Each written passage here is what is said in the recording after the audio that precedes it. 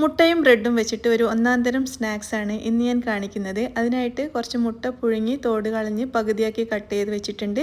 പിന്നെ ഒരു ബൗളിലോട്ട് ഒരു സവാള, കുറച്ച് കറിവേപ്പില അരിഞ്ഞത്, കുറച്ച് മല്ലിയില അരിഞ്ഞത്, 3 പച്ചമുളക് ചെറുതായിട്ട് അരിഞ്ഞത്, 1 teaspoon chilli flakes, 1/2 teaspoon garam masala powder, ഒരു 1/4 ടീസ്പൂൺ വരെ ഉപ്പ്, ഒരു 1/4 കപ്പ് വരെ കടലപ്പൊടി, ഇത്രയും ചേർത്ത് മിക്സ് ചെയ്യാം. പിന്നെ ഒരു 1/2 ടീസ്പൂൺ കായത്തിൻ്റെ പൊടിയും കൂടി ചേർക്കുന്നുണ്ട്.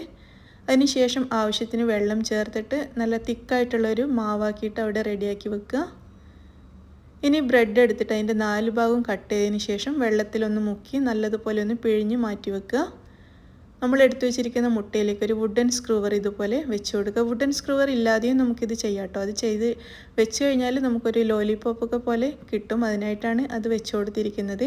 അപ്പോൾ നമ്മുടെ ബ്രെഡിൻ്റെ ഉള്ളിലേക്ക് ഒരു ചെറിയ കഷ്ണം ചീസ് സ്ലൈസും പിന്നെ നമ്മുടെ മുട്ടയും വെച്ചിട്ട് നല്ലതുപോലെ അങ്ങ് കവർ ചെയ്തെടുക്കുക.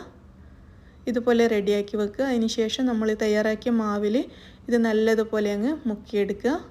അതിനുശേഷം ചൂടായ എണ്ണയിലിട്ടിട്ട് തിരിച്ചു മറിച്ചു വിട്ട് നല്ലതുപോലെ ഫ്രൈ ചെയ്തെടുക്കാം. വളരെ ടേസ്റ്റി ആയിട്ടുള്ള ഒരു കാണാൻ നല്ലൊരു ഭംഗിയുള്ള അടിപൊളി സ്നാക്സാണ്. അപ്പോൾ എല്ലാവരും ട്രൈ ചെയ്ത് നോക്കൂ.